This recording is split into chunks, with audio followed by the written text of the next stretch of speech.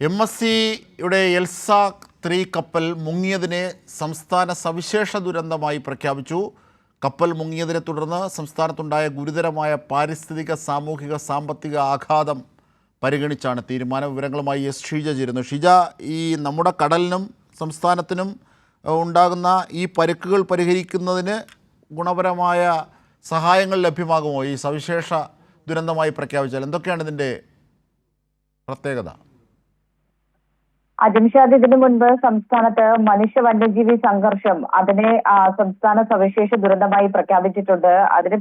അതിനുശേഷമാണ് ഇപ്പോൾ ഇത്തരത്തിലൊരു സംഭവത്തേത്. പ്രത്യേകിച്ച് MSCയുടെ എൽസ 3 എന്ന് പറയുന്ന കപ്പൽ മെയ് 25-ാം തീയതി ആലപ്പുഴ ജില്ലയിലെ തോട്ടപ്പള്ളിക്ക് സമീപത്ത് വെച്ചാണ് തോട്ടപ്പള്ളിക്ക് സമീപത്തുള്ള അന്താരാഷ്ട്ര കപ്പൽശാലയിൽ വെച്ചാണ് മുങ്ങുന്നത് പൂർണ്ണമായും. പക്ഷേ ഇത് മുങ്ങിയതിനു ശേഷമുണ്ടായ പ്രത്യാഘാതം അത് സംസ്ഥാനത്തെ സാരമായി തന്നെ ബാധിച്ചിരിക്കുന്ന ഒരു സാഹചര്യമാണ്. പ്രത്യേകിച്ചും ആ കപ്പലിൽ ഉണ്ടായിരുന്ന കണ്ടെയ്നറുകളിൽ ഭൂരിഭാഗവും കൊല്ലം, തിരുവനന്തപുരം, ഒപ്പം തന്നെ ആലപ്പുഴ ജില്ലയുടെ തീരമേഖലകളിലേക്കായി, തീരപ്രദേശത്തായി തീരത്തടിയുന്നതാണ് കാണാൻ സാധിച്ചത്. അതിനൊപ്പം തന്നെ കടലിൽ വലിയ തോതിൽ എണ്ണ പടർന്നിരിക്കുന്ന ഒരു സാഹചര്യം. ഇതും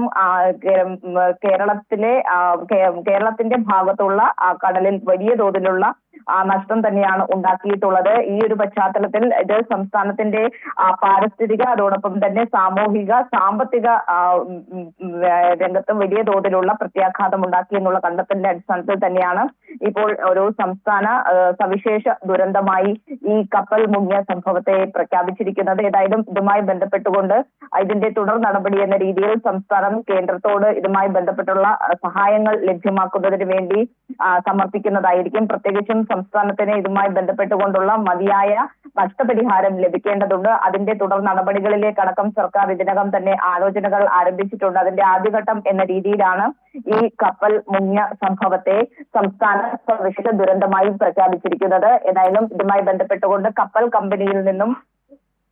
കമ്പനിക്കെതിരെ നിയമ നടപടി സ്വീകരിക്കുന്ന കാര്യമടക്കം സർക്കാരിന്റെ ആലോചനയിലുണ്ട്. ഇതുമായി ബന്ധപ്പെട്ടുള്ള നിയമവശങ്ങൾ പരിശോധിക്കുകയാണ്. സംസ്ഥാനത്തിന് ഇതിന് ചെയ്യുന്നതിൽ പരിധിയുണ്ട്. അന്താരാഷ്ട്ര കപ്പൽശാലയിലാണ് സംഭവം ഉണ്ടായത് എന്നുള്ളത് കൊണ്ട്, അതുകൊണ്ട് തന്നെ കേന്ദ്രത്തെ ഇതുമായി ബന്ധപ്പെട്ടുകൊണ്ട് വിശദമായ കാര്യങ്ങൾ ധരിപ്പിക്കുക എന്നുള്ളതും സംസ്ഥാനം തീരുമാനിച്ചിട്ടുണ്ട്. ആ രീതിയിൽ വിഷയത്തിലുള്ള ഇടപെടൽ കേന്ദ്രത്തിന്റെ ഭാഗത്തു നിന്ന് ഉണ്ടാക്കുക, അതുകൂടി മുന്നിൽ കണ്ടുകൊണ്ട് തന്നെയാണ് സംസ്ഥാനം ഏതായാലും ഈ ഒരു സംഭവത്തെ സംസ്ഥാന സവിശേഷ ദുരന്തമായി ഇപ്പോൾ പ്രഖ്യാപിച്ചിരിക്കുന്നത്. തീർച്ചയായും സംസ്ഥാന സവിശേഷ ദുരന്തമായി പ്രഖ്യാപിക്കുമ്പോൾ നമുക്ക് ലഭിക്കേണ്ട നഷ്ടപരിഹാരത്തിൻ്റെ തുക അത് വലിയ അളവിൽ കിട്ടുന്നതിനൊക്കെ സാധ്യമാകുമെന്നാണ് പ്രതീക്ഷിക്കുന്നത്. എന്തായിരുന്നാലും ഇതിൻ്റെ വിവരങ്ങളാണ് ഷീജ നൽകിയത്.